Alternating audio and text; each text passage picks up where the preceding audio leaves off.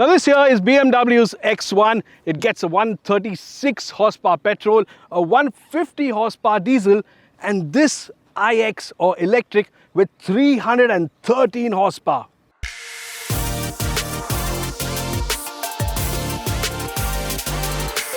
Welcome to the brave new world where petrol and diesel cars have to be emaciated and choked to meet individual and corporate emission norms, and electrics run amok and deliver loads and loads of power and performance.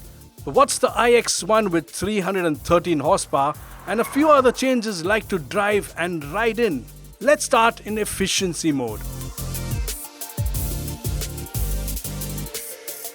The iX1 feels relaxed and easy to drive. The sound insulation is pretty good, although you do get a bit of road noise. And even when I need to accelerate up a steep rise like this, there's enough in the pedal, so it's comfortable, it's immediate, and there's no need really to shift out of that efficiency mode. The iX1 also works well if you like to drive more naturally with a low level of regeneration. The electric system here mimicking the drag of a combustion engine pretty well. Shift to sport and there's a lot of performance to be had.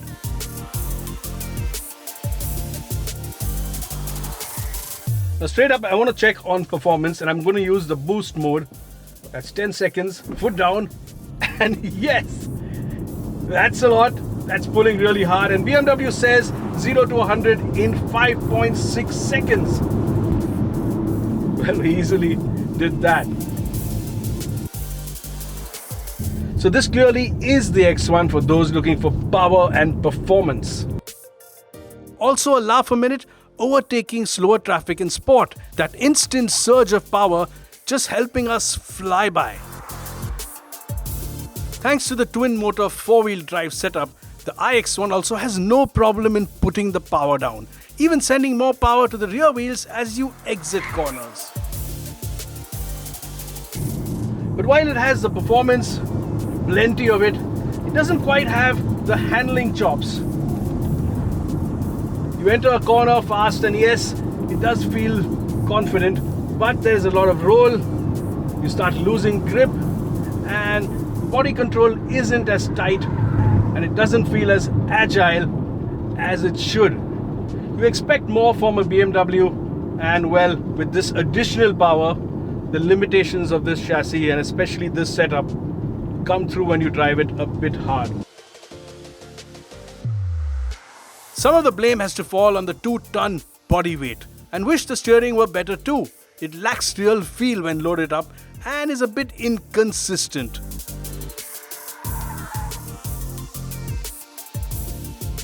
Now, ride quality at low speed is pretty absorbent, and it takes the bumps in its stride, especially large ones like this.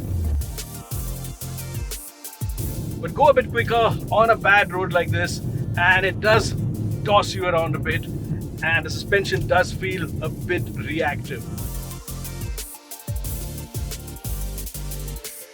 When it comes to range, the 64.7 kilowatt-hour battery did 323 kilometers in our real-world test. And 11 kilowatt AC charger will do a 0 to 100% charge in just 6.5 hours. DC fast charging at 130 kilowatts with a 10 to 80% charge takes just half an hour. The iX1 also comes with automated level 2 autonomous driving as designated by the SAE or Society of Automobile Engineers. Now the interior of the iX1 is familiar. It's just the same as the X1, and that's how BMW wants it. They want their combustion engine cars, the petrol and diesel cars, to be nearly identical to the electrics. Now of course there's one way to tell, and it's this single paddle with boost written on it. Of course that's for electric boost. There's no right side paddle, it's just on the left, and that tells you you're in the electric car. Now first up, this steering wheel looks like it's come off something more expensive, an X5, X7. It's just beautifully built, even the small details and the buttons and the way this chrome fits, the way this lattice work has been done here to make it feel light, and of course it's an M wheel, so you get this M logo here. The other thing is this digital instrument panel. It gives you all sorts of information. It's now telling me I have 197 kilometers of range left, around 54%, and 230 is the sort of max I can stretch that to. So useful information. Also attractive looking is the touchscreen, the manner in which it's done, the big sort of widgets.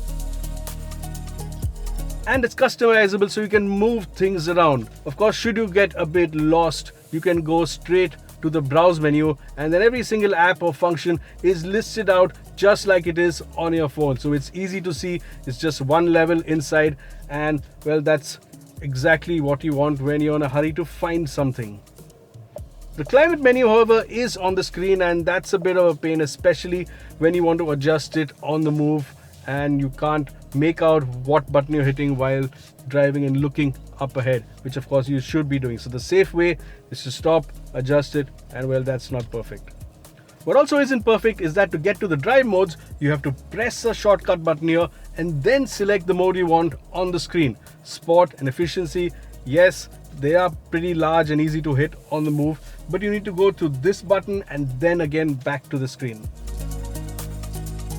And this is the same for the drivetrain and chassis or the charging functions. However, it must be said, once you're on the charging menu, it's pretty legible and clear.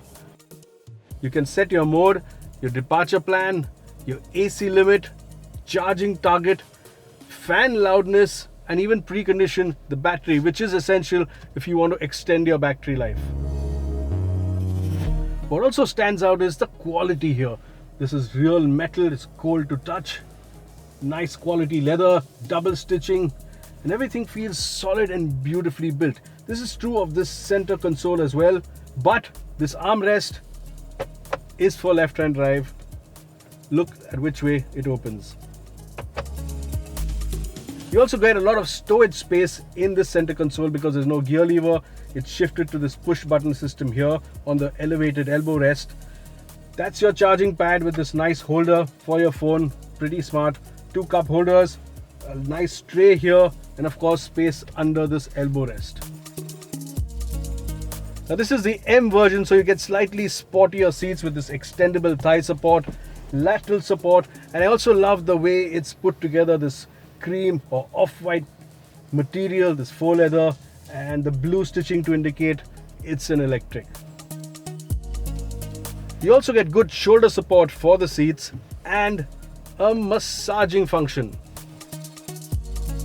Where the iX1 EV cabin differs from the diesel and the petrol X1 is rear seat comfort. Yes, the seat is fundamentally the same, but you can't slide the bench back for additional legroom like you can on the X1. And this is because of the big battery and the electric motor under the floor. So legroom is only sufficient. That's my seat, and I can even put my legs under the seat for a bit. But you sat a bit low, a bit knees up, and it isn't very wide in the back here. You can, however, adjust the backrest a bit. What the rear electric motor also squeezes out is a dedicated space for a spare tire. There isn't much space in the floor of the 490-litre boot, and that means BMW has had to chuck in a spare that eats into luggage space.